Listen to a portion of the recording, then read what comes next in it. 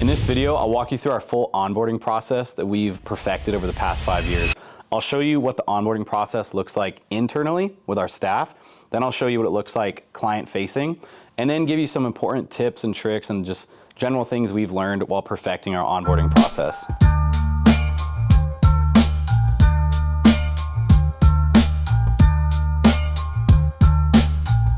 All right, so we're gonna start with the client-facing side. Most important thing is that it's very simple, efficient, and it's quick. So everything kicks off with one email. The second our clients decide that they want to move forward with us, we send them an email, and it literally says, this is a very easy process. We just need you to follow the steps below. And it's like 1, 2, 3 steps.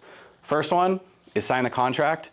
And then of course, after they sign the contract, it triggers our payment collection, sends them the invoice, we get them set up on a subscription. Right after they do that, it also asks them to complete an onboarding form, which we have purposely kept kind of robust enough, but we try to keep it under 10 minutes. We don't want it to take forever for the client, but we need to get obviously like important information.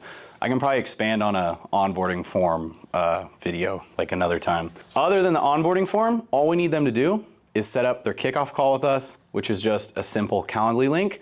So total time to onboard, reading the contract, making the first payment, scheduling the kickoff call, and completing the onboarding form should really only be taking them like 20 to 25 minutes, unless they're thoroughly going through the contract, of course. Inside the kickoff call, that's where we do everything. That is where like all the meat and potatoes is. So we have a bunch of goals internally that we need to achieve inside that kickoff call. To the client, it just seems like they're coming in, they're doing a meet and greet, and we're basically getting access to their accounts. The most important things outside of getting access to their accounts is that they get inside of our Slack workspace so we can communicate with them.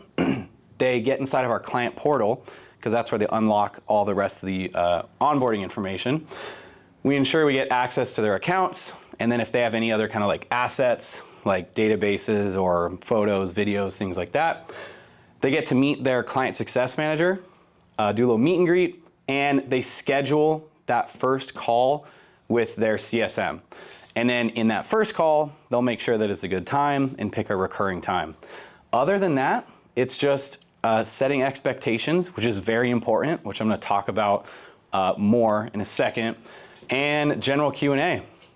All the client did was get one email, click a few links to do their contract, payment, onboarding form, schedule a call, join the call, make sure that they have their Facebook password and any other passwords needed. Then we launch, and they get all their leads.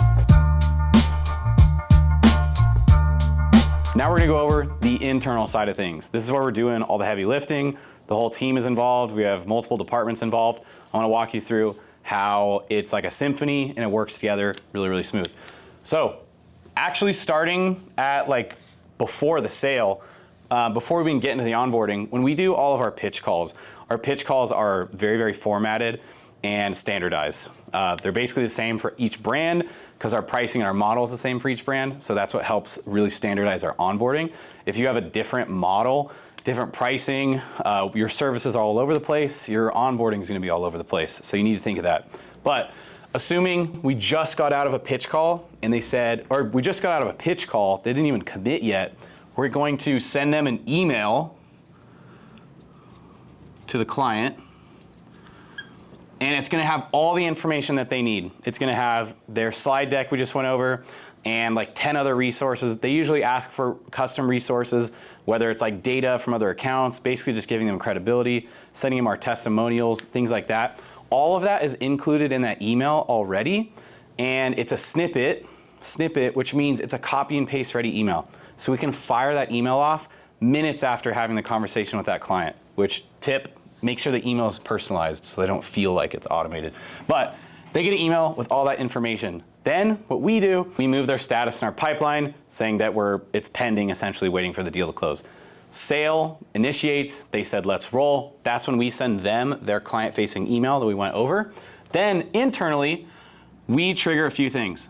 So in our CRM, we're going to then send them their contract, which are also templatized, which really helps your onboarding. So we're gonna send them the contract. We're also gonna send them their client-facing email that has all of their information. And the subject is literally next steps with Fifth Element Media. We're also going to initiate the first payment, which can be automated from the contract and set up their billing. And then we're going to get into our project management system, the fun part. This is how we organize everything. So after we've got everything set up in the CRM, which this whole process takes less than like 3 to 5 minutes for our team, we move into our project management system, which is Asana. Asana works incredibly well for our team, and we could make like 100 different videos just on Asana alone. One of the things Asana lets you do is create project templates. So the way we use Asana is every project is essentially a client. We have a full template that we use every time we get a new client. So all we have to do is go into Asana, use the template, and we literally will just name that project, whatever the business name is. And then as soon as we generate that template or utilize the template, all of the tasks for every single person on our entire team generate inside of our project management system, which means it is bulletproof. All of the tasks are in order and there's dependencies. So tasks that are at the bottom of the list, things that you would do on the like 4th or 5th day of onboarding, can't be completed without tasks at the top. You can block tasks. They also assign by department at Fifth Element. So we have multiple client success managers, multiple ad managers, multiple people on a creative team. If every time we had to use the template, we had to go through and change each individual task to the right person, that would take too long. So when you actually set up these templates, you can build in roles at your company. So when we go to utilize the template, it just asks us who is the client success manager, who's the digital marketing specialist, and who's the social media manager for this given project.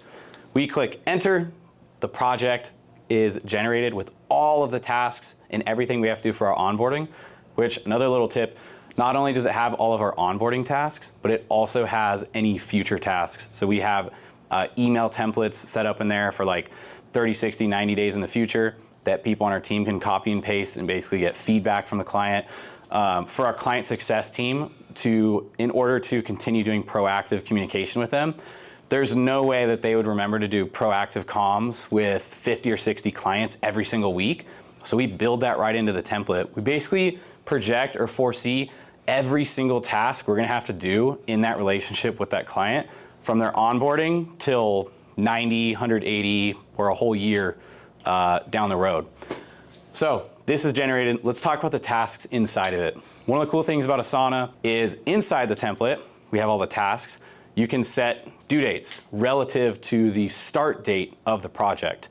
So we obviously never know when we're gonna onboard or kick off with a client. So all of those tasks have a due date relative to the start date. So at the top of the list, there's very simple tasks like confirm the contract was signed, ensure the invoice was sent. Those are due on the day. It says on the day that the project was started. And then as you move kind of down the list, we have things like getting assets from our creative team, so getting the ad creatives, and then there has to be a clean transfer of those ad creatives over to our ad manager, where they can build their campaign, build out all their automations, make sure it's all connected to their CRM, our client portal. All of those things are put in order, and that ensures that our onboarding is done every single time on the exact due date. So we can basically give an activation guarantee to the client that all onboarding will be done in 5 business days. Now what's really cool is I could then go in there and say, we need to speed this up for a certain client, and I can adjust it to be 3 business days. And everybody on the team can get all their stuff done for that onboarding inside those 3 days. Another great thing about those tasks, all of those tasks not only show in that client's project or that essentially that client's like profile in our project management system, but all of those tasks just automatically feed into our departments. So all of our teams have their own view in Asana where they can see all the work they have to do every day.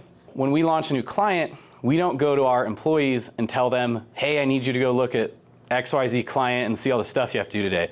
That's crazy. There's no way. With 100 plus clients, there's no way they're gonna check each individual project every day.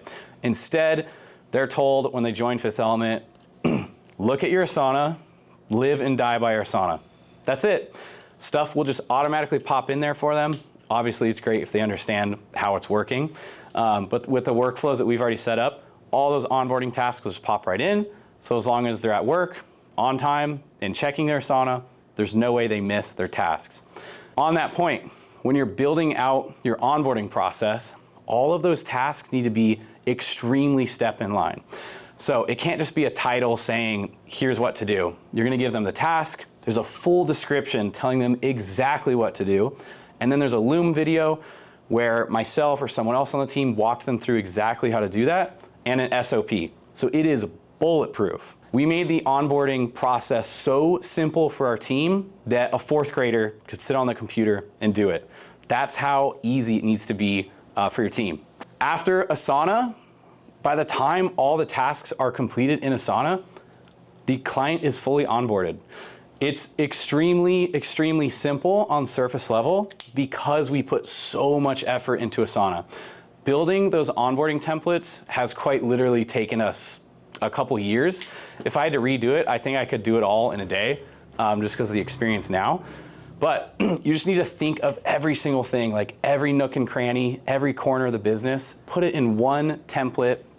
So then every time you can bring in a client, you just launch the template, and it has automated workflows tied to it that disperse all the tasks to your team, and it's gonna ensure a really smooth onboarding. We don't lose clients often, and when we do, I've noticed that it's actually never really like after the first 3 months or after their initial engagement with us. It's usually kind of farther down the stretch. And what happens is when their onboarding process is sloppy, one, the perception of you is off. Two, you might not have gathered all the information that you need from the client, but three, the worst thing about it is that their expectations are warped. You need to set expectations in that kickoff call with the client. You need to tell them how they can hold up their end of the bargain, what kind of things they need to be doing. If you're a lead gen agency, you need to talk to them about fulfilling the lead, getting everything out of their leads. If you don't set those expectations, they're not gonna be doing their end of the work, and they're gonna think it's your fault.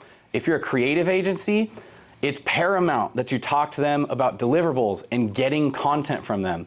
So if you edit and produce reels or you make graphics and you need to get content from them, you need to reiterate your expectations and policies of deadlines. When is the content due? How many revisions? Things like that. If you give them an inch, they're gonna take a mile. And it literally all starts with that kickoff call. Every time I've had a client that I thought, oh, this guy's pretty chill, maybe we don't need the kickoff call, he's just gonna give me his Meta Business Suite ID, I could jump in, get his assets, we'll just get started. Every time, those are the clients that cause problems down the road, or they're unhappy with results even though things are going really well because we didn't set expectations. Second thing, onboarding sets the speed at which you can grow your agency. If you don't have a tight onboarding process, you're gonna lose opportunities, or you're gonna get a ton of opportunities. You're gonna try to cram a bunch of clients in all at once, and now you have 20, 30, 50 clients that all came in and they have a bad taste in their mouth about your business. You instantly get a bad reputation. If your onboarding process is flawless and your delivery is mid or just decent, that's way better than a sloppy onboarding process and a really great delivery, in my opinion. I think if you are hitting par with delivery, you're a normal business, you have decent delivery, but your onboarding process is phenomenal, people are gonna like you a lot more. Let's recap. On the client-facing side of things, your onboarding process needs to be seamless and simple. The client should feel like they have to do virtually nothing, just jump in a call, set some expectations, ask some questions, and now they're getting results. Internally, you need to think of everything. This needs to be as detailed and step in line as possible. There's no way that anyone on your team or yourself can remember all that information. You need to treat the onboarding process like your team is a bunch of fourth graders, so it's bulletproof. Lastly, onboarding is way more important than you think. You're losing clients before you even know it when you have a bad onboarding process. Not to mention, your agency can't even grow that fast. I wish I had content like this when I first started my agency. If this is something you're interested in, I'm gonna be going in depth on everything I've learned while growing my company. So hit subscribe, like, comment, tell me what you wanna see. I'll see you in the next video. Yo.